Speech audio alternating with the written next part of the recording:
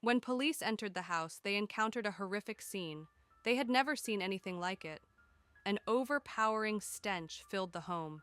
The young woman's body had literally melted into the sofa, rotted down to the bone. Lacey Ellen Fletcher was born in '85 in the small town of Slaughter, Louisiana. Slaughter is near Baton Rouge. Only about 1,000 people live in this town, and everyone knows each other. Usually, nothing much happens in towns like these. But this case made the town infamous. Lacey was the only child of Sheila and Clay Fletcher. As a child, Lacey was diagnosed with autism and perceived the world differently than other children. She had trouble concentrating and socializing. As she got older, this problem only worsened. Lacey found it difficult to attend regular school and had few friends. Despite this, she was always described as sweet, cheerful, kind, and smiley. She also loved sports and would exercise near her home. Her parents were highly respected in the town. Her mother, Sheila, had worked as an assistant district attorney and later as an assistant to the mayor. Her father, Clay, worked for a nonprofit charitable organization, helping people. They were religious members of the community, and no one expected such a tragedy to occur in their family. At 3 a.m. on January 3, 2022, Sheila called 911 reporting that her daughter wasn't breathing. Police and paramedics arriving at the scene discovered a shocking sight inside the house. Lacey's lifeless body was found on a leather sofa. She was almost naked. Her body had sunk deep into the sofa, mired in her own feces, urine, maggots, and insects. Her body was covered in red spots and ulcers. The flesh had rotted down to the bones and begun to decompose. She was slumped to her left side. Her right arm lay near her neck. Her eyes and mouth were wide open. Her legs were crossed beneath her. The smell was unbearable. The scene was truly ghastly. According to the county coroner, it was the most horrific case he had encountered in his entire career. He couldn't eat or sleep properly for a long time afterward. The father was completely emotionless, showing no reaction, while the mother attempted to feign grief, crying. The sofa was against the wall. To the right of the sofa stood a gray dresser with a neatly folded pile of clothes on it. In front of the sofa, amidst clutter, was a small black chair littered with bottles, wet wipes, nasal spray, and other items. Near the sofa was a box of discs. Apparently, Lacey watched movies that they played for her on discs. Rodent droppings were found near the sofa. The immediate question, of course, was, why did the parents let this happen?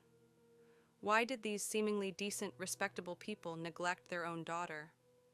How could the parents possibly live in that house, with her, amidst such stench and unsanitary conditions? It was incomprehensible. The young woman was so emaciated she weighed only 30 kilograms, about 66 pounds. At 36 years old, the autopsy revealed that Lacey had likely not gotten off the sofa for about 12 years, living in those horrific conditions. The skin on her back and buttocks had blackened from pressure sores. She tested positive for COVID-19, but this was not the cause of death.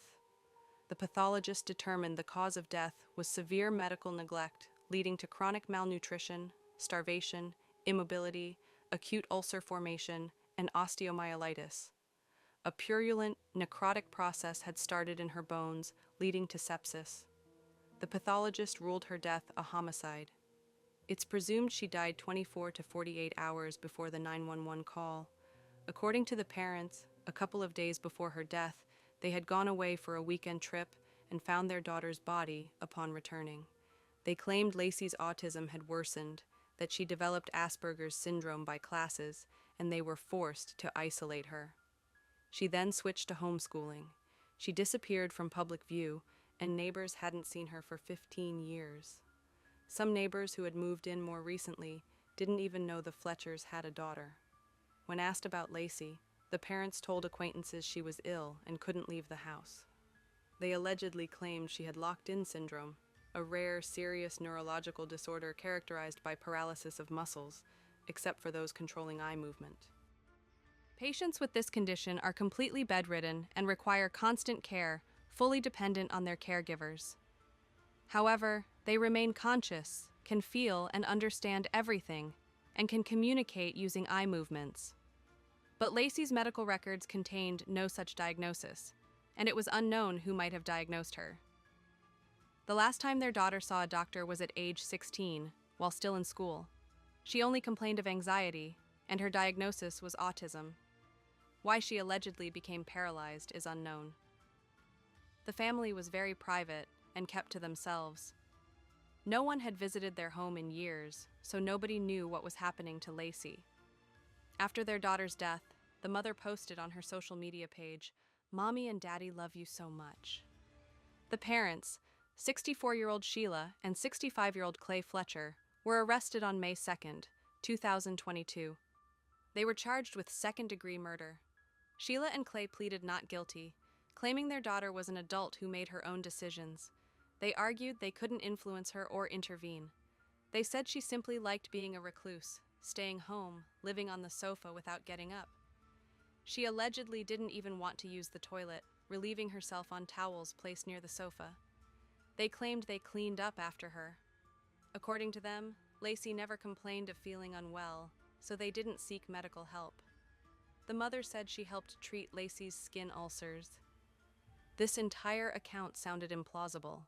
The young woman was severely emaciated, starved, and had developed sepsis. Their story shifted, first claiming she was paralyzed, then stating she chose this life on the sofa herself. All this happened over 12 years, right before their eyes, and they did nothing. Now they claimed she wasn't sick and didn't need care. It also seemed suspicious that Lacey died precisely when they were away on vacation, or perhaps they left because she had died. There was no record of the parents ever seeking medical help for their daughter.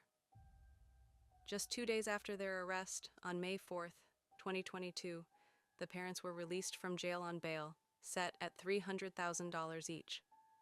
This decision sparked considerable controversy. According to the district attorney, the parents had no prior criminal record and were considered a minimal flight risk, so they were allowed to await trial free. Sheila and Clay portrayed themselves as grieving parents mourning their daughter's death, but the public wasn't convinced. Local residents were shocked by the story and outraged by the parents' callous attitude towards Lacey. The couple's lawyer released a statement saying, "They don't want to relive the pain of losing a child through the media. They have been through a lot of heartache over the years. Anyone who has lost a child knows what that's like." But is this comparison appropriate? Lacey's parents could have helped her if they had sought medical attention, but that would have required a desire to help, which they apparently lacked. The prosecutor called the young woman's death a homicide resulting from severe neglect and demanded a full investigation. Currently, the question is how to classify the case: negligent homicide, manslaughter, or second-degree murder. Negligent homicide carries a sentence of up to 5 years, manslaughter up to 40 years, and second-degree murder carries a life sentence without the possibility of parole. The prosecutor stated he would push for second-degree murder because they didn't do what they were supposed to do. Lacey's parents were her primary caregivers and had a duty to help her. "We don't treat animals like this," the DA remarked. "If we have animals in that condition, we take them to a vet." This was a human being, their daughter. The legal proceedings are still ongoing.